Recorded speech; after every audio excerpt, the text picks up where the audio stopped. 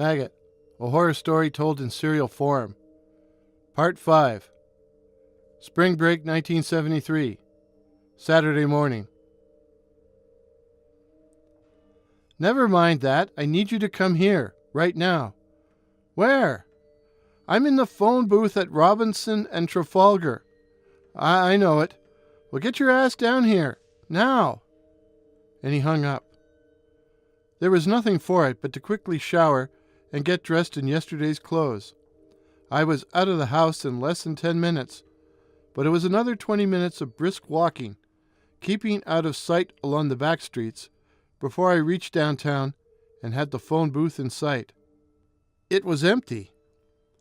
I found a corner and tried to look unobtrusive while I eyeballed my surroundings, looking for creepy bald men and vintage sedans.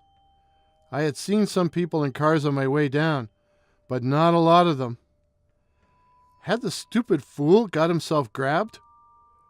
Or worse, was this some kind of sick joke, and I was a stupid fool? Having no better strategy, I lit a cigarette, even though it tasted like crap. I had just commenced thinking when someone tapped me on my shit! I threw myself forward and went sprawling across the cold concrete, my cap falling off, my cigarette rolling into the gutter. I pushed myself up into a standing position and twirled around, ready to fend off the attack. Only to see Bag, face flushed, watery eyes streaming, as he stood, convulsed with laughter. Oh, you bastard! He finally managed to snort. I'm a bastard, I yelled indignantly. You made me spill coffee all over my fingers. What's the idea of sneaking up on me? Bag tried to put on an expression of wounded innocence. I wasn't trying to scare you. You're so damn slow, I never figured you'd get here before I came back with breakfast. Breakfast?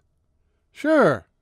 Bag plopped his big corduroy-clad ass down on the curb, took a swig from his takeout coffee, and then pulled a honey cruller out of a paper Timmy's bag before cramming it into his mouth. Want one? Want one? He asked with a mouthful of donut, waving the sack towards me by way of a peace offering. I shook my head. So what's so important you had to call me at this ungodly hour? I've been calling you for hours. That was you? Yeah, don't you believe in answering your phone? I thought it was them. Yeah? Bag flashed a big yellow grin at me.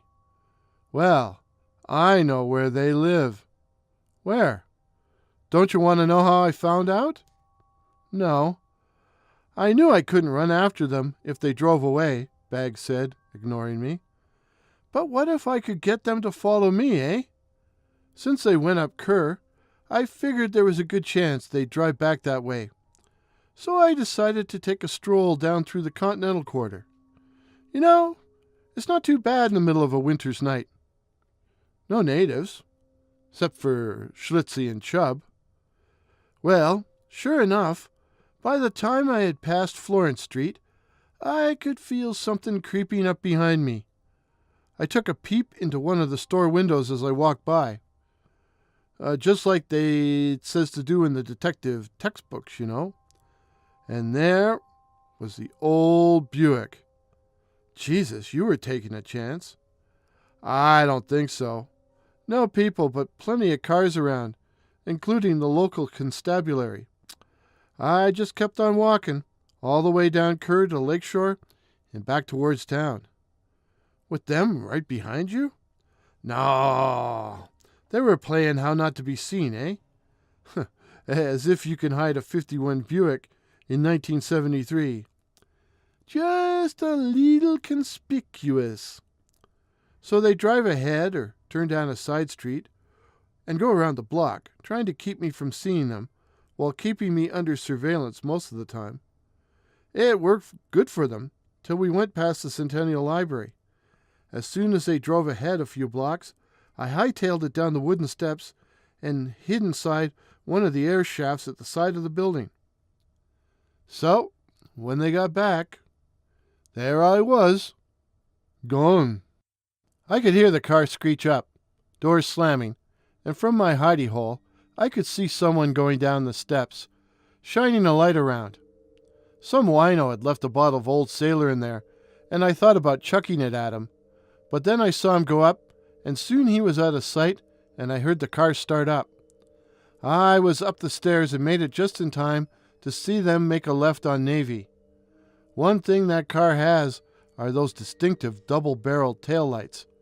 I hightailed it just in time to see them pull a left on Robinson by the Murray House, and I was able to run over and see them go all the way down before hanging a right.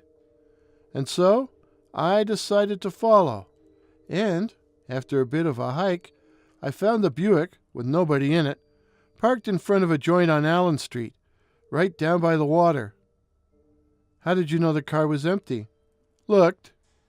Jesus Christ, are you nuts? What if they didn't see me? But I didn't exactly walk up to it, you know.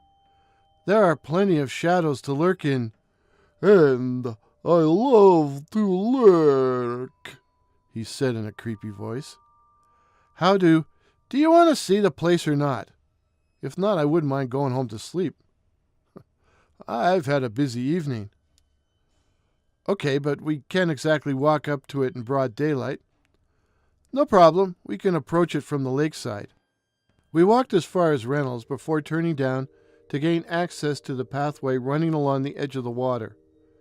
The lake was calm after the dramatics of the previous evening, the gray water lapping gently against the shore as we moved slowly into position. A high wooden fence, painted dark brown, concealed the house from view, and hopefully concealed us from any interested parties inside. What are we supposed to do? I whispered. Walk up to the front door? Nah, there's some big rocks we can hide behind.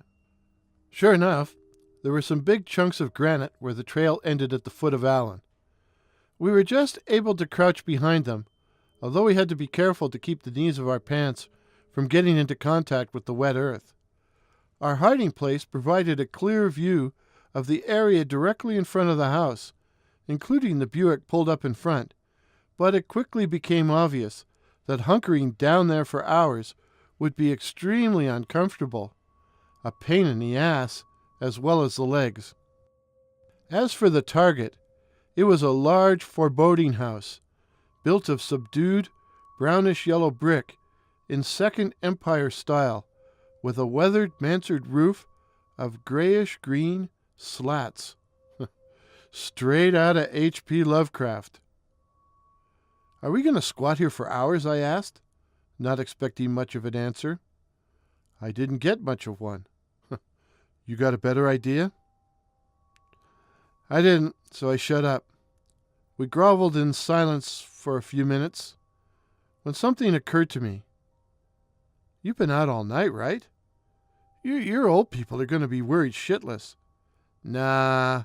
What? I told them I was staying over at your place to keep you company. I figured you'd be lonely without the old doll around. We sprawled in silence as the minutes passed. I was dying for a smoke, and even worse, I realized that sooner or later, and probably sooner, I was going to have to take a leak. At the house itself, there were no signs of life, and no activity of any kind on the street. And then a light rain began to fall. What are we going to do now? What are you, sugar? You going to melt? Bag asked. No, but I'm not waterproof. Besides, I gotta go. You got a whole lake behind you. It's broad daylight. And as if to prove my point, I caught sight of a middle-aged man and a golden retriever coming down the street, bearing right towards our hiding place.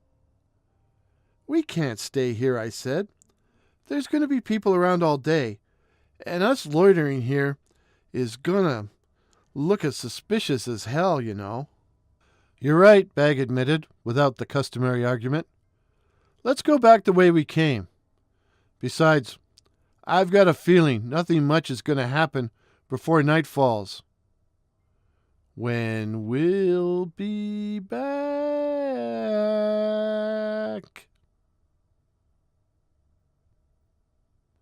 To be continued.